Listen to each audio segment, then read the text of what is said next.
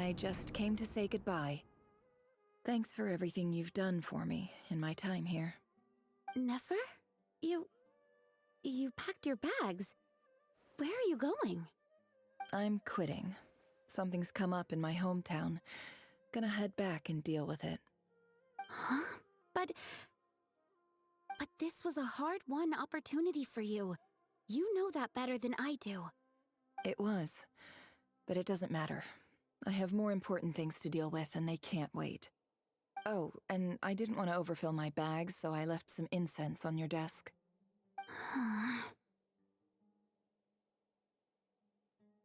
What's wrong? I thought you liked incense. Although, I did read somewhere in the House of Dana that it has hallucinogenic effects. Don't use it all at once, all right? Isn't this the stuff you brought from your hometown? You're just letting me have it? But you said it's a rare and valuable commodity. Yeah, about that. I lied. It's not rare at all. There's this bunch of ruins near my hometown that are practically overgrown with this plant.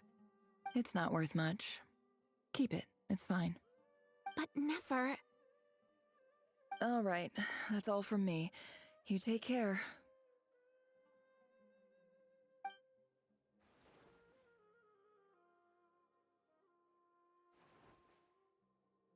Don't forget me, okay? I mean, we're more than just classmates, right? We're friends. Yeah, I'll remember you. I lied again. That incense is worth a fortune, and it's a rare find even in those ruins. And as for remembering her, I have far too much to do when I get back. No time to reminisce. I'll be lucky if I even make it through this alive. But either way, I expect I'll forget you pretty quickly.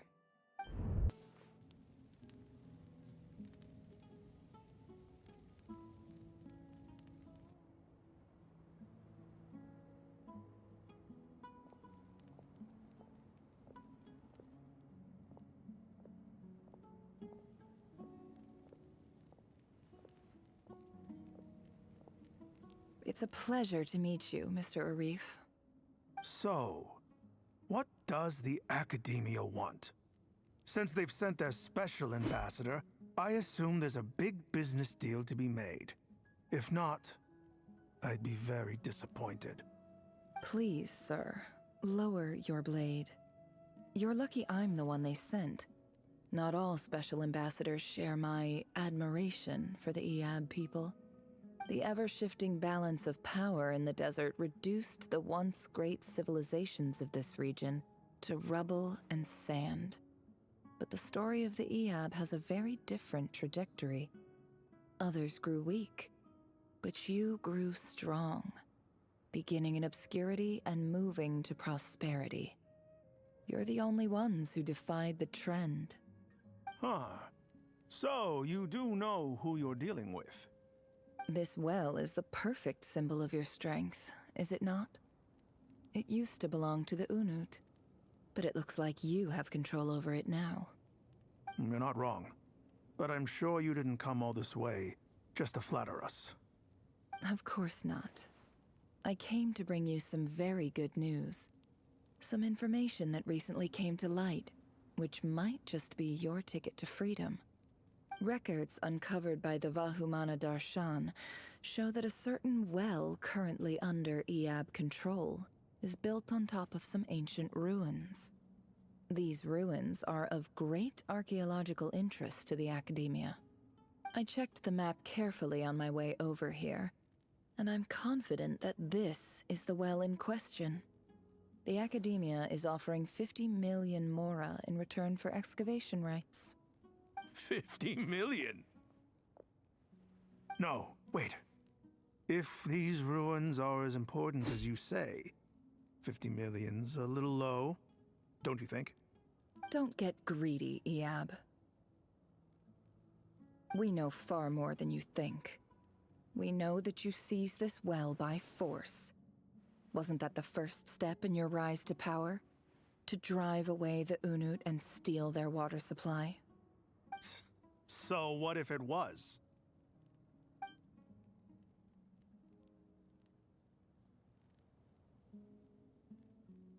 Don't worry.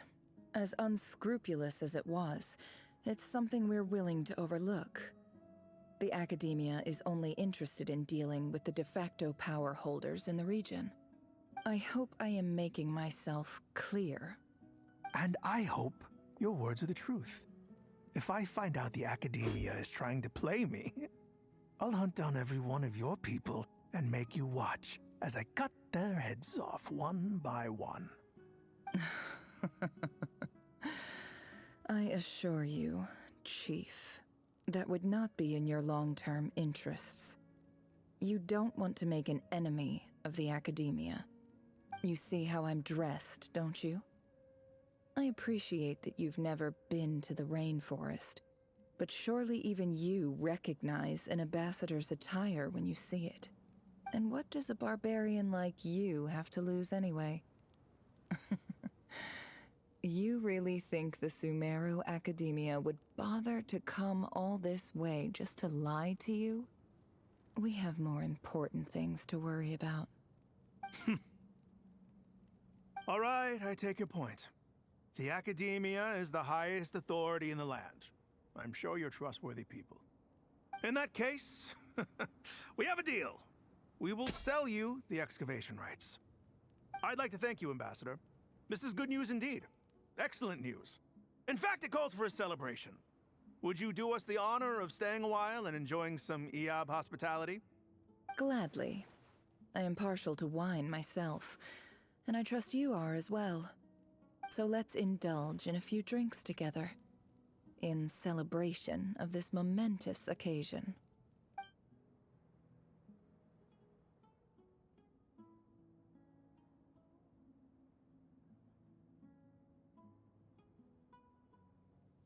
Chief! Chief, it's an emergency! It's the Unut. They've taken the well. What? Well, don't just stand there. Take it back. Yes, Chief. I have every confidence in the Eab's military superiority, and yet... Well, what is it? The Unut's response was alarmingly fast. The day after we reach a deal, they seize the well. This can't be a coincidence. Perhaps there is a traitor in your midst. I don't think so. I am obliged to remind you, Chief, that the Academia will only deal with the de facto power holders. If you cannot regain control over the well, I'm afraid you won't see a single mora of that 50 million. No! Please, Ambassador, just give me some time. I swear the Unut will not get away with this. That well is ours, and so is the mora.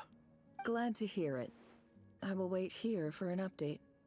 If there is a traitor, I will find them. In the meantime, make yourself at home. I'll report back as soon as I have an update. Much obliged.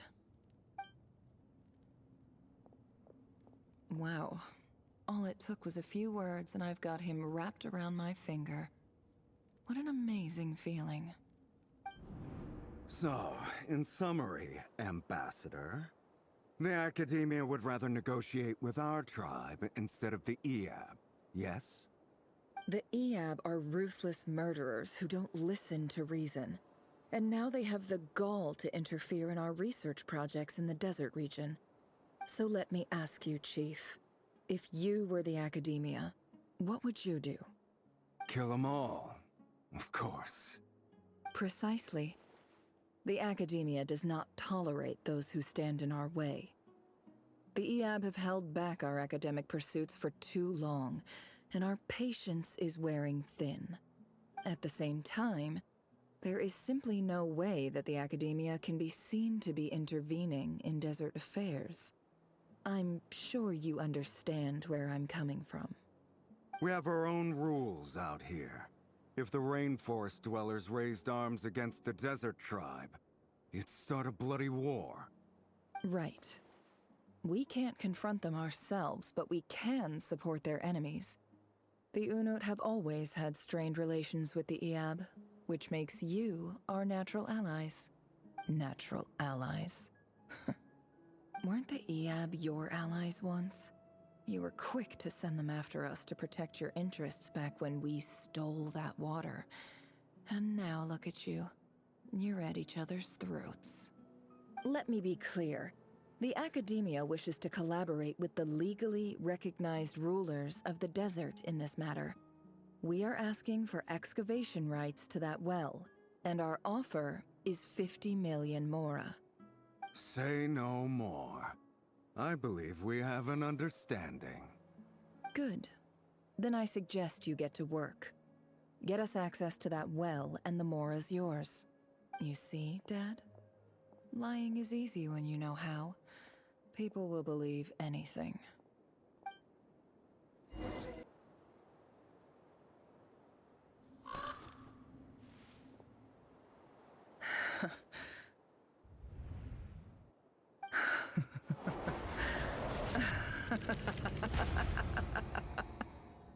Look at yourselves. You may be vile, savage monsters, but your butchered bodies bleed like any others. You're no different. You're nothing special at all. The monsters who destroyed my home, they're just ordinary, petty human beings. What a joke. I think we're even now. Maybe I've even done the desert a favor. It's a better place without all these people around. Oh, Sinuhe, my gullible fool of a father. Perhaps if you'd been as ruthless as I was today, our tribespeople would still be alive. In this dog-eat-dog world, a chief needs to be tough to survive. But you couldn't do what had to be done. So I did it for you.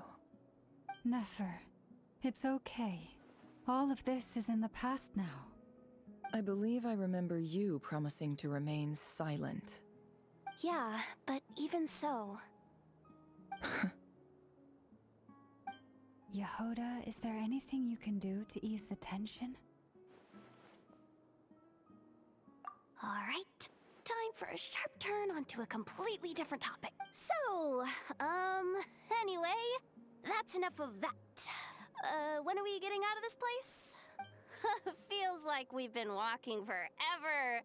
I'm getting pretty tired. Oh, Alma, you tired? Yes. If we can find somewhere to sit down, I could certainly do with a rest. It's not far now. There should be a temple just up ahead. Yes. Really? A temple? That's where this story ends? I guess that's how things go in the desert. Desert dwellers can never escape their destiny. Or so everyone says. I never wanted to believe it, but looking back now, I'm as desert as they come. You mentioned a temple. What's waiting for us there? My biggest trade secret of all. Ah. Then I'm guessing it's where you got your power from. The power to peer into other people's minds. I didn't know you were clued up on any other religions. I'm no expert in the history of Sumeru, but since you come from the desert, I would imagine it has something to do with King Deshret. Sounds impressive. Oh, I know who you mean. General Mahamatra Sino. The spirit of Hermanubis dwells within him. That's Boss Neff for ya. She knows everything. Sino's hardly a figure of obscurity, but I know about Sethos too. What about him? Is he a big deal or something? Well, he's not a small deal, let's put it that way. Please, this is the bare-bone basics. Save the flattery. Thanks for your patience, everyone. I'm sure it's been a lot to take in. With any luck, that's our exit just up ahead.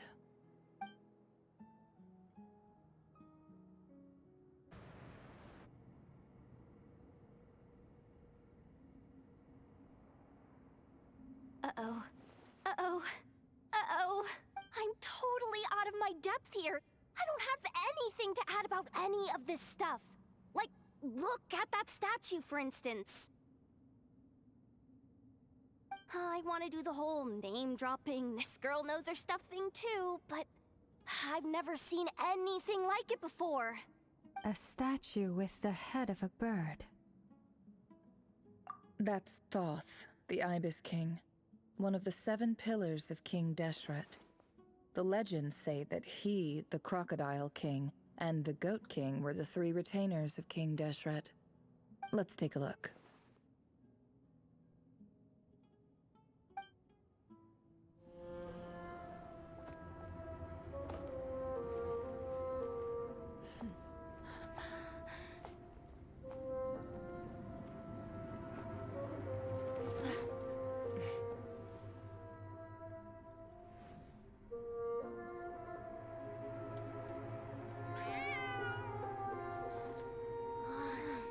It's just Ashru.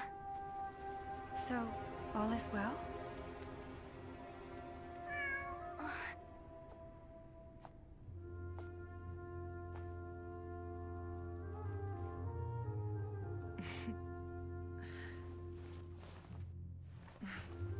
Typically speaking, at this point, the world disintegrates. Then we find ourselves back in the outside world.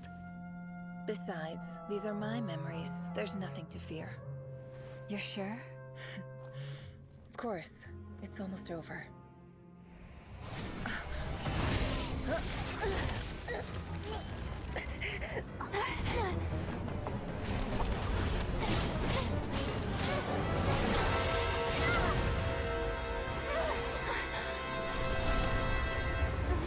Nefer! Hey! Hold on!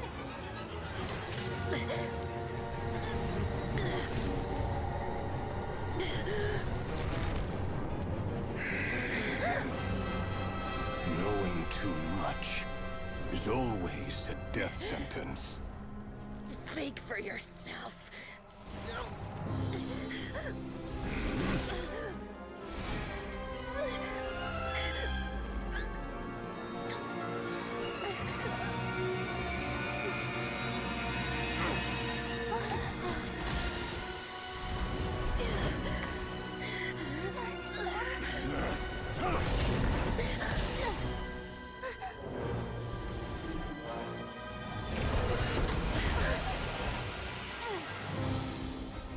How repulsive.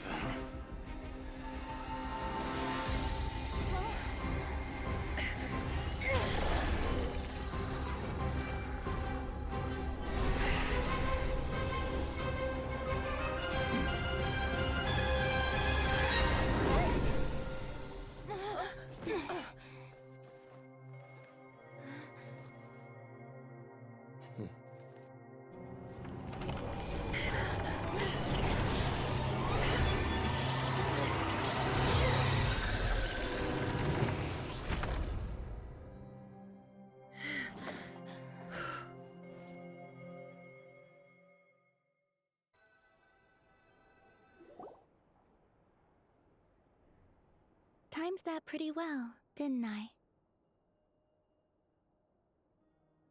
It's okay. I'm just glad no one was hurt. Paimon noticed you doing something too, Dainsleif. Were you helping get them out? Of course. When I asked Nefer to conduct this investigation, I was not naive to the dangers involved. I had a duty to ensure your safety. Good to know your sense of justice is still intact after all these years. I take that to mean that you saw the truth. That comes as a great relief. I certainly did. And thanks to your help, I also managed to trap Rerir inside the chess set. Whoa, really? How'd you manage that? Well, to be honest, I sensed that something was wrong long before we made it to the temple. By using this fragment to probe into Rerir's past, well, the monster formerly known as Rerir, it seems I alerted him. I was tracking him, then he caught on and started tracking me too. Can't say I'm surprised. But how did he track you through your thoughts alone? That shouldn't be possible. Rerir was a secret agent who reported directly to the Vinster King. He is an expert at finding a trail and hunting down his pursuers. No wonder. He infiltrated the chess set, read my thoughts, and built a new virtual chess set inside of it. That's why we weren't able to leave at first. Speaking of your chess set, it's quite a remarkable item. Would I be right in thinking you have some connection to King Deshret? You overestimate me. I only have a connection with one of his underlings, the Ibis King. You all saw how this came to be. A long time ago, the Iab massacred my tribe, the Shimti, in our home village. A few years later, I enrolled in the academia, where some new information came to light. The Unut and the Iab fought a bitter battle over the rights to a well, all for the sake of a non-existent 50 million mora. The Iab ultimately won that confrontation, but their victory came at the cost of almost every warrior in the tribe. The final blow to the Iab came at the victory feast, when an Unut assassin beheaded their chief right before my eyes. The remaining Iab fled and have been scattered to the winds ever since. Having gotten my revenge, I returned to my hometown, where to my surprise, the nearby temple was still standing. There it was, seemingly immune to the relentless hostility of the desert, while my tribal home lay in ruins. As I stood there gazing at the temple, I noticed a cat just outside. This cat, as it turned out, was home to the spirit of the Ibis King. He led me to a gate deep inside the temple, and there he made a deal with me. This chess set is my gift from the Ibis King. The chessboard within is made to the same specifications as the one in the mausoleum of King Deshret, and represents his power of piercing analysis. With this chessboard in its container, I gained a certain ability to perceive hidden secrets. Now, you could conclude that the Ibis King simply wanted to give the people of this world the power to seek the truth, but I don't believe that's the full story. Every god plays favorites. Their hearts are as fickle as any human's, full of secrets, perversions, egotistical tendencies. But precious few gods are willing to admit this. It is the same with all powerful forces, including fate itself. Their gaze falls preferentially upon a select few. As you rightly point out, this is an act of favoritism. If you're alluding to the Abyss, then yes, I agree. Gather the others. It's time to share everything I've learned.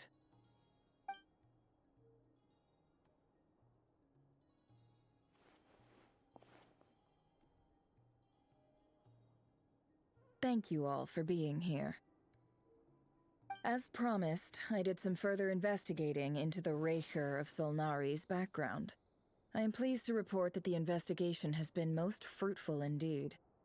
The Rerir of Solnari, real name Rerir, was once a Conrian subject who served the Vinster King. I will now share the important details of his story. Please save any questions or comments for the end.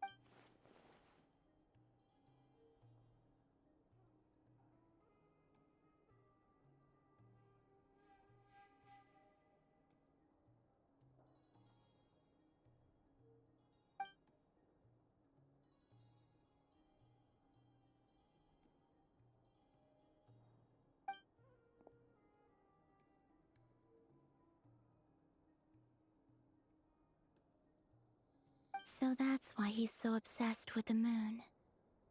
A tragic tale, to be sure.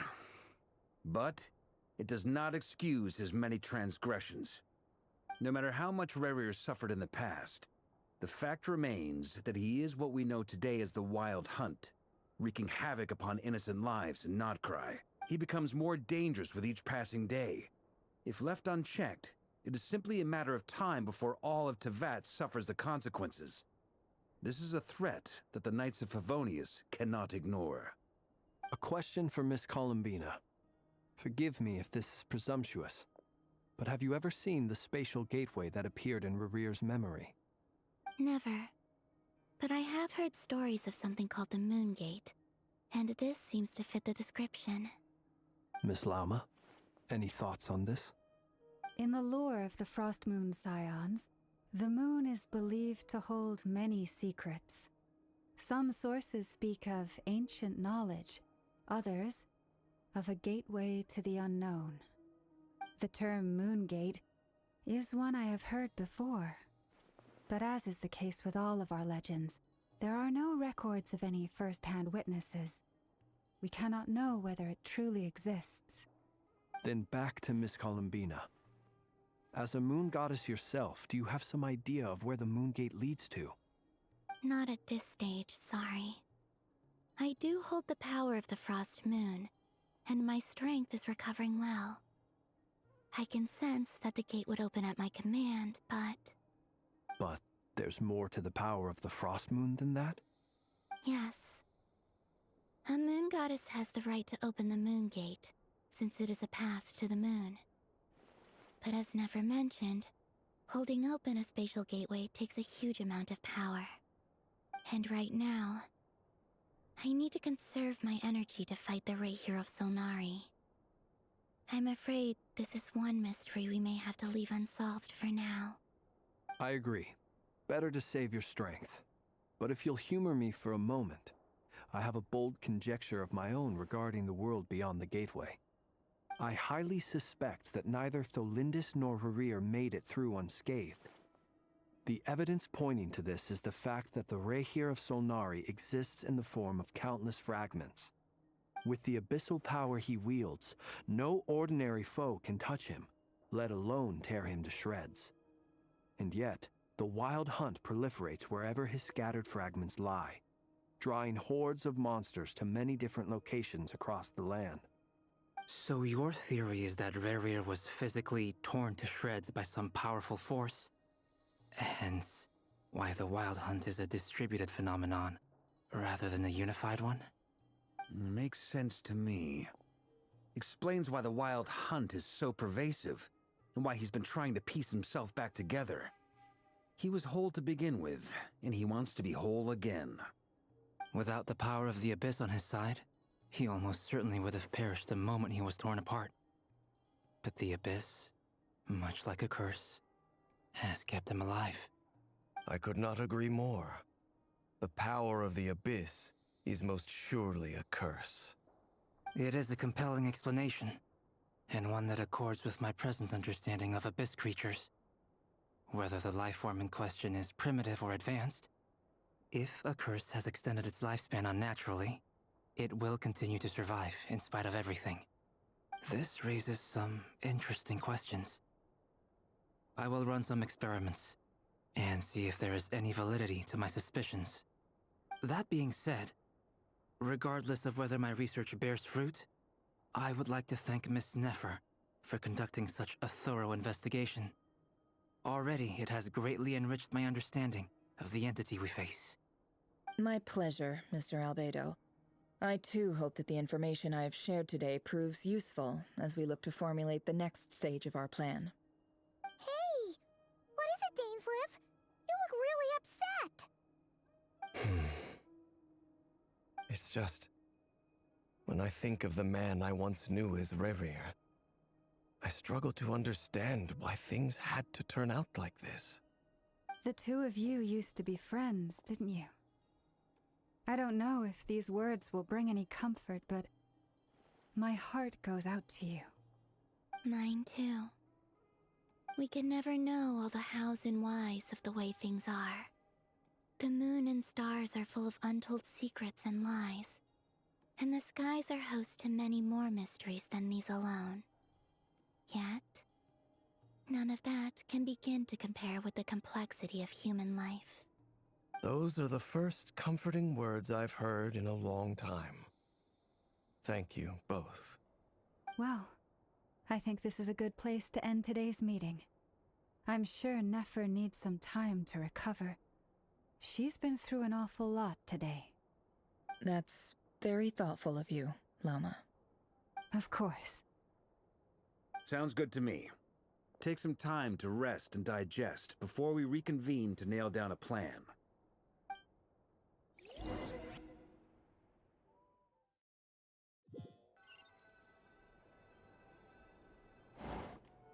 Hey, is this a bad time? Hope I didn't kill the conversation.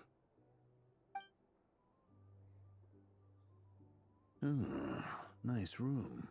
Oh, I'm not coming in, though. Why not? It's just a hotel room. If it's all the same, I'll just stay out here. I might not look the part, but I'm technically a knight. Barging into people's private quarters isn't the kind of thing we do.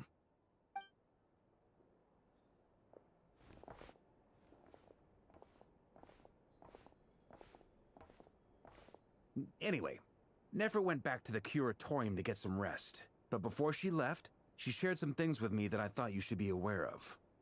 Firstly, although she managed to trap the Rerir of Solnari inside her chess set, there's no guarantee that the power of the Ibis King is any match for one of the 5 sinners. Their powers are beyond our comprehension. It's only a matter of time before he finds a way to break out.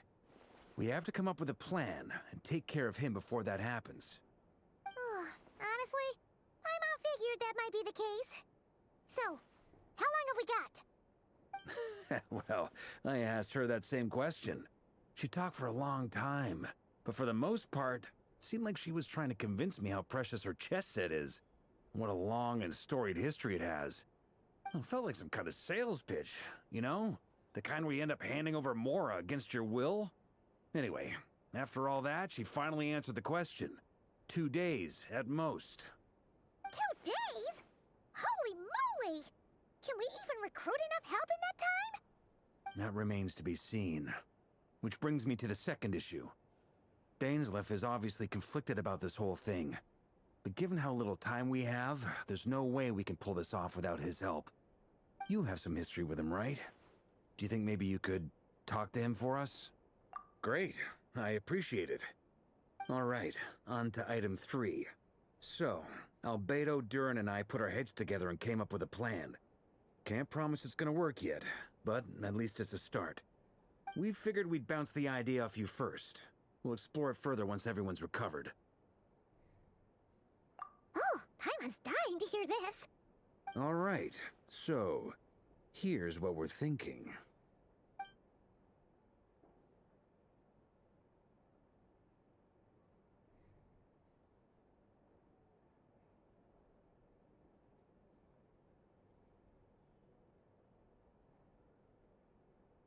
We felt a little uneasy about roping you into this. I mean, firstly, you're not locals, and secondly, none of us are your boss.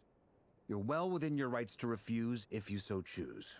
Roping us in? Why would you even say that? We know the stakes here. It's all of us against the Rerir of Solnari, or none of us stand a chance. I choose my words very intentionally, I'll have you know. I like to think there's an art to striking a down-to-earth tone even when the stakes are through the roof. Sir Varka, I have a few thoughts about this plan. I'm all ears. I think we can be more flexible with how the roles are allocated. In my view, the most sensible lineup would be like this.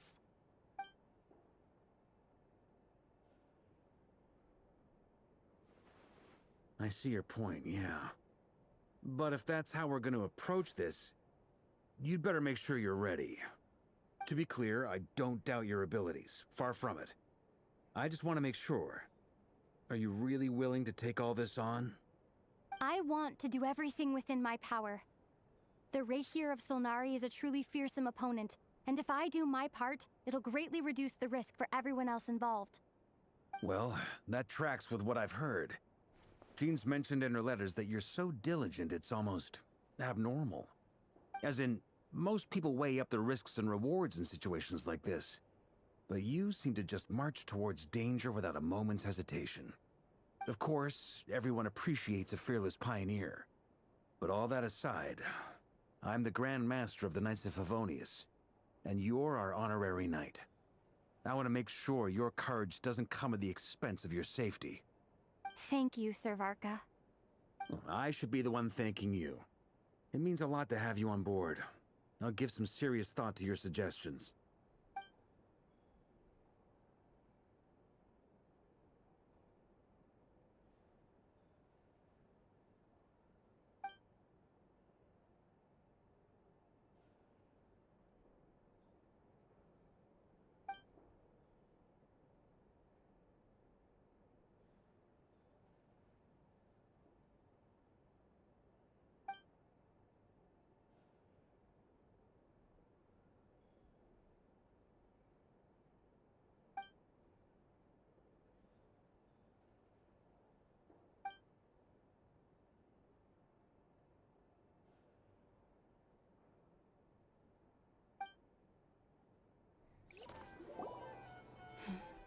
This is a thorough plan, but I do have one last question before we take action.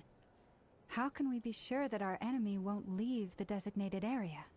Great question. Albedo's been hard at work analyzing Rerir and the Wild Hunt's behavioral patterns. His conclusions are as follows. Firstly, from the earliest known confrontation until now, Rerir has never displayed any ability to manipulate the dimension of space. So it's unlikely he has any power in that domain. Secondly, he seems to have a particularly strong vendetta against our group. If we put him in a fight-or-flight situation, he'll choose to fight every time. Thirdly, finally, and most importantly, he is consumed by hatred, both for the moon and for his enemies. Turns out, we tick both of those boxes.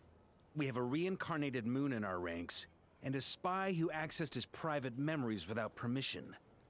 He'll be baying for blood, not looking to escape. As someone who's had their fair share of interactions with the Wild Hunt, those all seem like valid observations to me. Understood. Then I will defer to the verdict of the group. Well, everyone, that's the plan in full detail. Albedo and Durin are carrying out their part as we speak. Plan approved.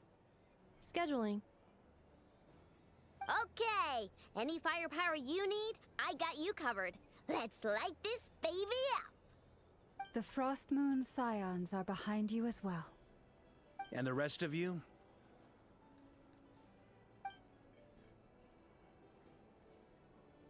No objections?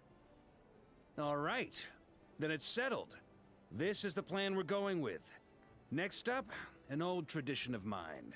Anyone who wants to back out, now's your chance. Wait, we can still back out of this? Everyone says things they regret, right? I don't want anyone feeling trapped because their mouth said yes before their brain had time to think things through.